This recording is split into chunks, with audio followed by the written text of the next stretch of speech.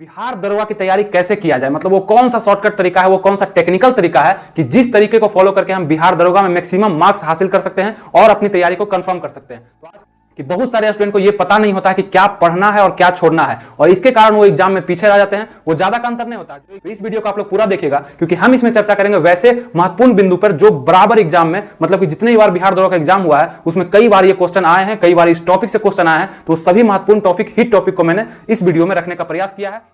तो आज का जो वीडियो होगा हमारा वो बिहार दरोगा स्पेशल पे होगा।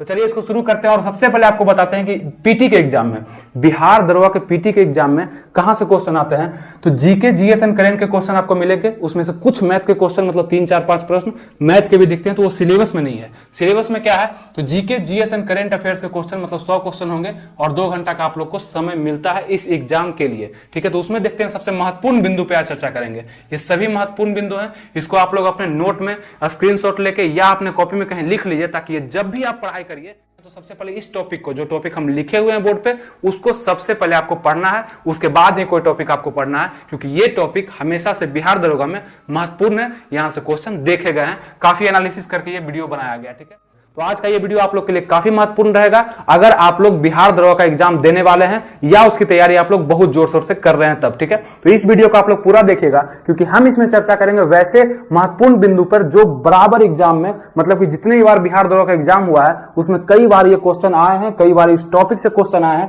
तो सभी महत्वपूर्ण टॉपिक, हिट टॉपिक को मैंने इस वीडियो में रखने का प्रयास किया है, और इस तरह का वीडियो भी आगे भी आते रहेगा। तो सबसे पहले आप लोग एक काम करिएगा कि इस चैनल से जरूर जुड़ जाइएगा, ताकि कोई भी वीडियो आए बिहार दरोगा संबंधित, आगे बहुत सारी वीडियो आने वाली है, तो आप लोग को सबसे पहले प्राप्त हो सके। और सबसे बड़ी बात यह है कि बहुत सारे स्टूडेंट को यह पता नहीं होता है कि क्या पढ़ना है और क्या छोड़ना है, और इसके कारण वो एग्जाम में पीछे रह जाते हैं। वो ज्यादा का अंतर नहीं होता है, जो एग्जाम में फेल करते हैं और जो एग्जाम में पास कर जाते हैं उनमें ज्यादा का अंतर नहीं होता है, लेकिन उनको सिर्फ ये पता नहीं होता कि क्या नहीं पढ़ना था। तो आज वैसे टॉपिक के बारे में बात करेंगे जो आपको एकदम पढ़ने हैं, मतलब कि इस पे हमेशा आपको फोकस रखना चाहिए इन सभी टॉपिक पे। तो उसको हम लोग यहाँ पे जानेंगे। तो इसको पूरा देखिएगा, और पूरे वीडियो देखने के बाद आपको काफी लाभ मिलेगा और आपको पता चलेगा कि कितने मार्क्स हमें इस वीडियो से सिर्फ बढ़ गए। ठीक है, क्योंकि यहाँ पे बताएंगे आपको क्या पढ़ना है। पहले हिस्ट्री में बात करेंगे, फिर हम लोग ज्योग्राफी में बात करेंगे, फिर पॉलिटी पे, फिर इकोनॉमिक्स पे। तो सबसे पहले हिस्ट्री पे हम लोग ध्यान देते हैं कि हिस्ट्री में आप लोग को मॉडर्न का जो टॉपिक है, मॉडर्न का जो पार्ट है, ये ज्यादा देखने के लिए मिलता है। किसी भी एग्जाम में इसका वेटेज थोड़ा सा अधिक हो जाता है, और दरोगा में तो खास करके अधिक होता है। क्योंकि बता दें, यहाँ पे थोड़ा सा नंबरिंग भी देख लीजिए। अगर हिस्ट्री से प्रश्न आएंगे तो 15 से 17 प्रश्न हिस्ट्री से सिर्फ रहेगा, आपको ये याद रखिएगा। तो हिस्ट्री पे आप लोग को जोर देना है, उसको पढ़ना है, पहले से अच्छा है तो उसको रिवीजन करते रहना है। मॉडर्न हिस्ट्री का बात कर लें तो कंपनियों का आगमन, यूरोपीय कंपनियों का जो आगमन हुआ था भारत में, फ्रांस से आए थे, डेनिश, फ्रांसीसी, पुर्तगाली आए थे, अंग्रेज आए थे। तो ये सभी यूरोपीय कंपनियों के आगमन से संबंधित 1-2 प्रश्न आपको जरूर मिल जाएंगे उसमें से, क्योंकि ये सिलेबस में है। उसके बाद हम लोग गवर्नर जनरल को देखेंगे। यहाँ से महत्वपूर्ण होता है, सभी गवर्नर जनरल को नहीं पढ़ना। और अगर हम बता दें कि जीके जैसा कौन सा बुक, तो कोई भास्ट बुक नहीं, कोई बड़ा सा बुक आपको नहीं पढ़ना है, बहुत बड़ा टॉपिक इसका नहीं है। सिर्फ आपके पास अगर लुसेंट है, आपके पास अगर क्राउन का बुक है, उससे भी आप इसको कवर कर सकते हैं। कि यूरोपीय कंपनी के आगमन को देख लीजिएगा। जो गवर्नर जनरल, जैसे प्रीवियस ईयर अगर आप पहले से एग्जाम देते हैं तो आपको पता हो कौन से गवर्नर जनरल ज्यादा महत्वपूर्ण है। जैसे वारेन हेस्टिंग हो गया, कर्जन हो गया, केनिंग हो गया, क्लाइव हो गया, है ना। ये सब बहुत ज्यादा इंपॉर्टेंट हो जाता है, क्योंकि इस समय बहुत सारी घटनाएं हुई है, तो उसको आप लोग देख के उसको याद कर लीजिएगा। गवर्नर जनरल हो गया। फिर कांग्रेस से प्रश्न आते हैं। कांग्रेस से क्या प्रश्न आएंगे, तो इसकी स्थापना कब हुई, इसके अध्यक्ष कौन है, इसका अधिवेशन कहाँ कहाँ कब हुआ, बिहार में कब हुआ। तो इस टाइप के प्रश्न भी कांग्रेस से बनते हैं। तो थोड़ा टेक्निकल आपको पढ़ना है, पूरा कांग्रेस को नहीं पढ़ना है। जो बिहार से संबंधित है उसके अधिवेशन से, जैसे फर्स्ट का 4 अधिवेशन महत्वपूर्ण है, उससे प्रश्न आते हैं, उसको पढ़ लेना है। इस तरह से तैयारी करिएगा। टेक्निकल तैयारी जब आप करते हैं तो कई लोगों से आप आगे तुरंत हो जाते हैं। ठीक है, चलिए आगे देखते हैं।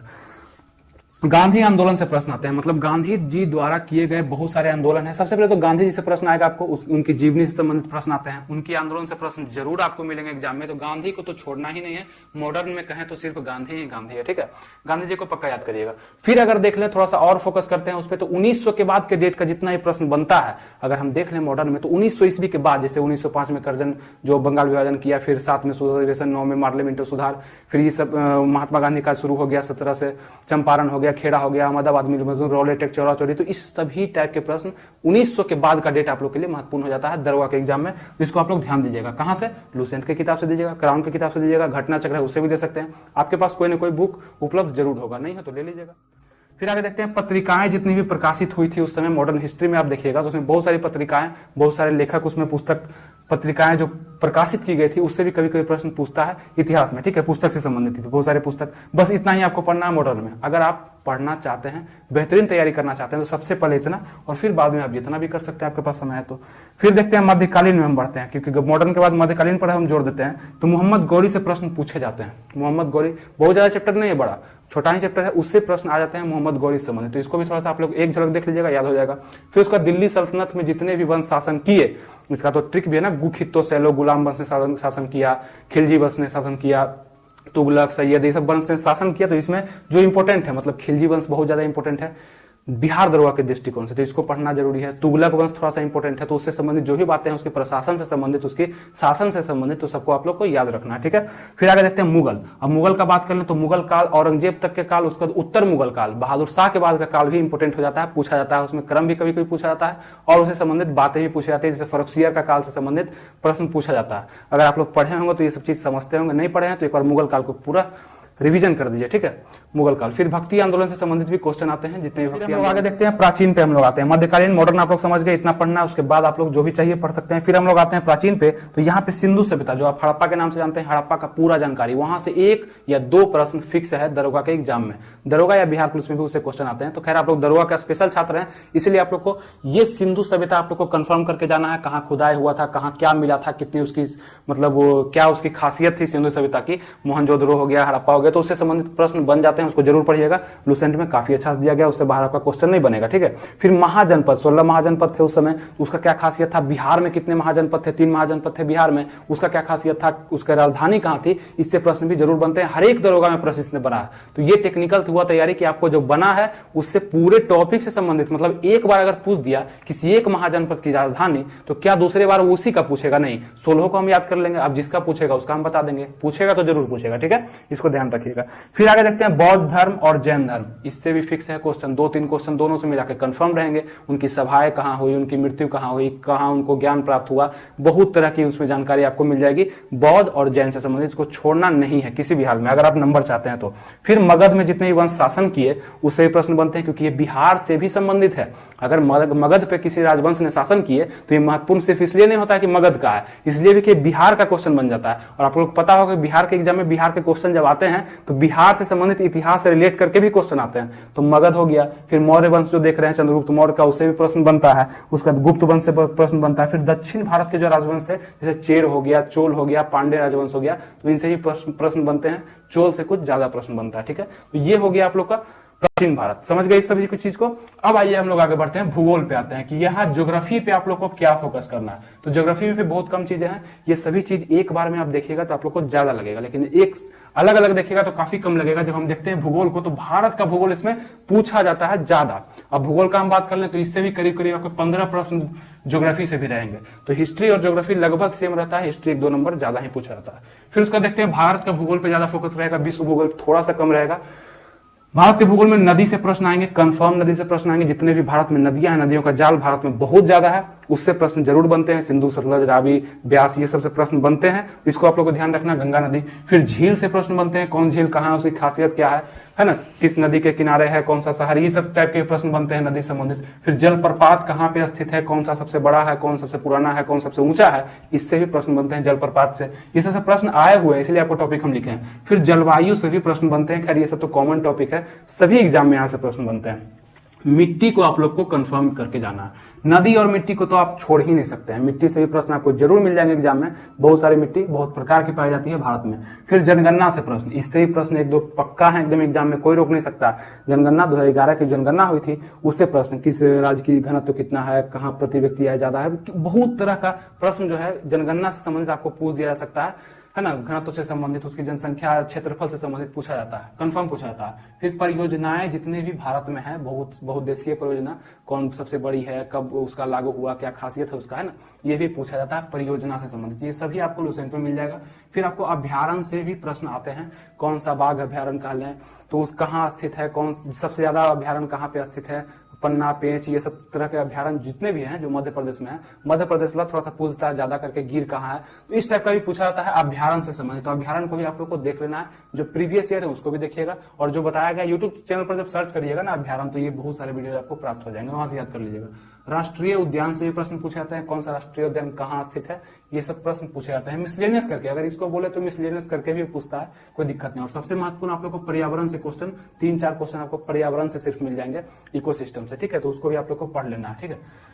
फिर हम लोग देखते हैं सौर मंडल। अगर हम विश्व भूगोल का बात करें तो भारत का भूगोल देख रहे थे, विश्व के भूगोल का बात करें तो यहाँ पे सौर मंडल से प्रश्न, मतलब कि जितने भी ग्रह, उपग्रह, क्षुद्र ग्रह हैं, बुध, मंगल, शुक्र, बृहस्पति, शनि, ये सब जितने भी प्रकार के ग्रह हैं उससे संबंधित 1-2 क्वेश्चन आपको जरूर मिलेंगे वहां पे देखने के लिए, तो इसको जरूर पढ़ना। सौर मंडल से प्रश्न आपको मिलेंगे। फिर जल धाराएं जितनी भी है विश्व स्तर पर, अटलांटिक की हो, वो चाहे हिंद महासागर की हो, अटलांटिक की हो या प्रशांत महासागर की हो, जल धाराएं गर्म है या ठंडी है, किसकी है जल धाराएं, इससे प्रश्न जरूर आते हैं इस एग्जाम में, दरोगा वाले एग्जाम में। खनिज उत्पादक में कौन सा देश आगे है, तांबा उत्पादक में कौन है, थोरियम में कौन है ना, इस उसका चांदी में कौन है, सोना में कौन है, इस टाइप से बहुत से प्रश्न बन जाते हैं खनिज उत्पादन से। तो इसको भी आप लोग देख लीजिएगा एक बार क्रमवार से, तो ये थोड़ा अपडेट हो लीजिएगा, सभी किताब में अपडेट नहीं मिलता आपको।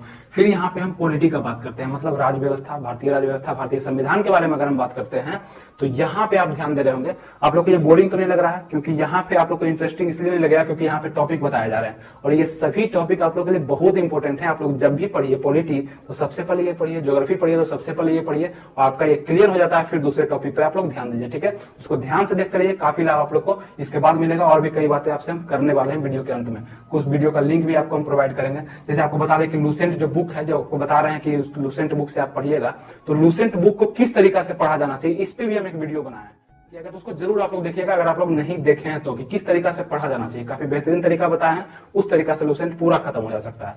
फिर पॉलिटी पे हम लोग देखते हैं, संविधान आप लोग को पॉलिटी में सबसे पहले पढ़ना है। संविधान बोल दिए, लेकिन ये बहुत बड़ा चैप्टर है संविधान। संविधान पहले तो उसका सभा, संविधान सभा गठन हुआ था संविधान के लिए, भारत को चलाने के लिए। संविधान सभा में कितने व्यक्ति थे, कहां से निर्वाचित हुए थे, क्या क्या उसकी प्रक्रिया हुई थी, वो सभी को आप लोग एक बार पढ़ लीजिएगा, उससे क्वेश्चन आपको जरूर मिल जाएंगे, कौन उसके सदस्य थे नहीं थे ना, इस टाइप से प्रश्न आते हैं। फिर विदेशी स्रोत, मतलब संविधान के विदेशी स्रोत कहां से हैं, कहां से लिया गया कि संविधान को, जैसे संविधान संशोधन अफ्रीका से लिया गया है, तो इस टाइप के प्रश्न भी बनते हैं, वो दिया गया लूसेंट में दिया गया, पढ़ लीजिएगा, आपको क्राउन में भी मिल जाएगा, वहां से पढ़ लीजिएगा।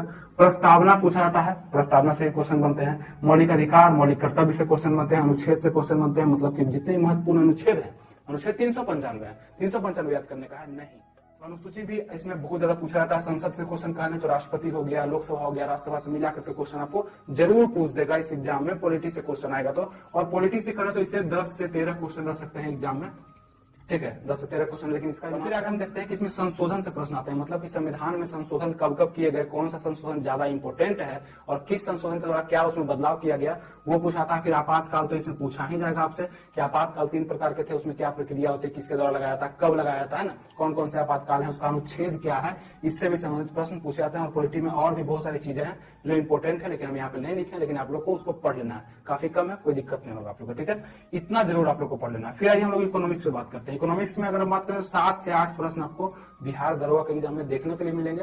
तो 7 से 8 प्रश्न कह सकते हैं कि 5-6 प्रश्न लगभग इजी रहते हैं, 2-3 प्रश्न आपसे नहीं भी बन सकते हैं अगर आप नहीं पढ़े होंगे तो, ठीक है। यहाँ पे मुद्रा बैंकिंग में प्रश्न आ सकता है, आयोग से संबंधित प्रश्न आ सकता है, योजना से संबंधित प्रश्न आ सकता है, उसका प्रमुख शब्दावली, मतलब कह सकते हैं आयोग क्या हो गया। तो बहुत सारे आयोग का जो गठन किया जाता है इकोनॉमिक्स में भी, उससे प्रश्न आ सकते हैं। योजना का हम बात करें तो पंचवर्षीय योजना जितने भी है उनसे प्रश्न आता है। आयोग में नीति आयोग हो गया, योजना आयोग जो पहले था योजना आयोग, फिर नीति आयोग में परिवर्तित हुआ, उसके अध्यक्ष कौन है, उससे संबंधित उसका कार्यकाल क्या होता है ना, उससे संबंधित प्रश्न आ सकता है। फिर प्रमुख शब्दावली कह सकते हैं, तो इकोनॉमिक्स में बहुत सारी शब्दावली प्रयोग की जाती है, जैसे मुद्रास्फीति, मुद्रा अपस्फीति, मुद्रा संकुचन, तो ये सब क्या है इसको समझाने का, परिभाषित भी करने का आ सकता है उसमें, उसको आप लोग ध्यान रखिएगा। फिर बजट से संबंधित क्वेश्चन आ सकते हैं। फिर क्षेत्रक, जो प्रथम क्षेत्रक होते हैं, द्वितीय क्षेत्रक, तृतीय क्षेत्रक के अंतर्गत कौन कौन से सेवाएं आते हैं, सेवा किसके अंतर्गत आता है, तृतीय क्षेत्रक के अंतर्गत, कृषि फर्स्ट के, उसके बाद तो बैंकिंग सेकेंड, तो इस तरह से भी प्रश्न उसमें बनते हैं, क्षेत्रक को लेकर के भी प्रश्न बन जाते हैं, क्योंकि ये ज्यादा हार्ड नहीं होता है, बस पढ़े हुए छात्र इसमें मिस्टेक नहीं करते हैं, ठीक है। चलिए ये समझ गए हम लोग। तो ये सभी चीजें आप लोग को बहुत ही बेहतरीन तरीके से समझ में आई होगी। और तैयारी कैसे करें, आपको मोटिवेशन दे दें, बहुत कुछ बोल दें कि आप खूब पढ़िए, 10 घंटा पढ़िए, 20 घंटा पढ़िए, उससे अच्छा होता है कि आपको बता दें कि आप क्या पढ़िए, सीधा ये बता दें, आप लोग पढ़ के देखिए, आप लोग को जरूर नंबर जब बढ़ेगा तो आप लोग इस वीडियो को जरूर याद करिएगा, वहां बताया गया था और यहाँ से प्रश्न आपको मिलेंगे। तो ये था बिहार दरोगा के सिलेबस से संबंधित, बिहार दरोगा की तैयारी, एक टेक्निकल तैयारी से संबंधित एक महत्वपूर्ण वीडियो, जो उम्मीद है आप लोग को काफी पसंद आया होगा। आप लोग मेरे चैनल से जरूर जुड़े रहिए, क्योंकि अब जो है काम होगा इस पे, बिहार दरोगा के लिए, बिहार के जितने भी एग्जाम होंगे उसके लिए हम काम करने वाले हैं। इस पे बहुत सी चीजें उसमें और भी हम जोड़ने वाले हैं, तो आप लोग को लाभ मिलेगा। आप लोग जरूर मेरे चैनल को जो सब्सक्राइब कर लीजिए और बेल आइकन को प्रेस कर लीजिए, ताकि कोई भी वीडियो लाए तो आपके पास जल्दी से पहुंच सके। ठीक है, तो आप लोग को ये वीडियो अगर अच्छा लगा है तो इसको एक लाइक कर दीजिए, और हमसे जुड़ने के लिए, हमारे चैनल से जुड़े रहने के लिए इसको सब्सक्राइब कर लीजिए।